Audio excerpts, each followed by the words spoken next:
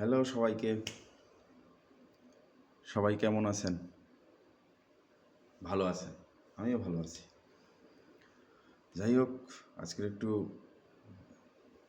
ভিন্ন ডেকোরেশনে আসলাম ভাই। হুম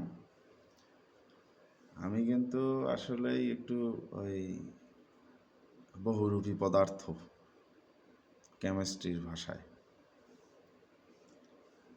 আমি একটু সবার থেকে একটু অন্যরকম থাকতে ভালো লাগে, একই রকম ভালো লাগে না। যাই হোক, খাবার দাবারের ব্যাপারেও আমি একটু ভ্যারাইটি আনার চেষ্টা করি।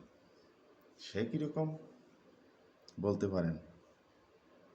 এই মনে করেন একই রকম আমরা একই স্বাদে একই রকম খাবার রান্না হয় খাই, কিন্তু একটু ভিন্ন স্বাদের খাবার কেন জানি আমার পার্সোনালি আমি একটু ভিন্ন স্বাদ করার চেষ্টা করি আর কি, ওই তৈরিকৃত খাবারের মধ্য থেকেই। এই যেমন মনে করেন রিসেন্টলি আমি যেখানে থাকি কর্মস্থল, এখান থেকে কাছেই একটা ভেলপুরির দোকান আছে, তো ওখানে গেলাম আমার ওয়াইফকে নিয়ে। তো অ্যাজ ইউজুয়ালি যেরকম ভেলপুরি আমরা খাই, সেই রকম ওই ভদ্রলোক ভেলপুরি বানাই দিলেন। আবার পাশেই এখন তো অল্প অল্প শীত পড়ছে, পাশেই আবার ওই পিঠা ভাজতেছিল। তো যাই হোক, খুলেই কথা বলি। পিঠা ভাজতেছিল, তো ওনার কাছেও 2টা পিঠা চাইলাম আর কি। 2টা পিঠা দিল, ওই যে সাজের পিঠা।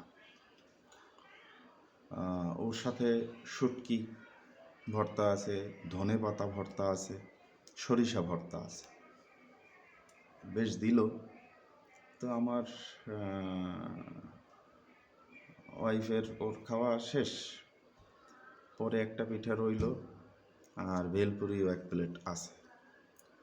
পরে ভাবলাম ভেলপুরি তো অ্যাজ ইউজুয়ালি যা খেয়েই আসলাম এক স্বাদে, হঠাৎ আইডিয়া আসলো যে না, একটু ভিন্ন স্বাদে খাওয়া যায়।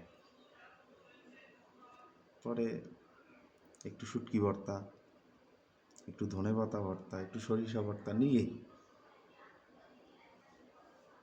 ভেলপুরিতে দিয়ে দিলাম, ব্যাস একটু অন্যরকম টেস্ট নিলাম আর কি। যাই হোক, এটা বললাম এই জন্য, আমাদের সবারই একঘেয়েমিতা আসে। একঘেয়েমিতা তো অনেকেই পছন্দ করে না, অনেক মানুষ কেউই পছন্দ করে না। তো একঘেয়েমিতা কাটানোর জন্য আসলে একটু মাঝে মাঝে একটু অন্যরকম স্বাদ দেয়া নেয়া দরকার আছে, কি বলেন আপনারা?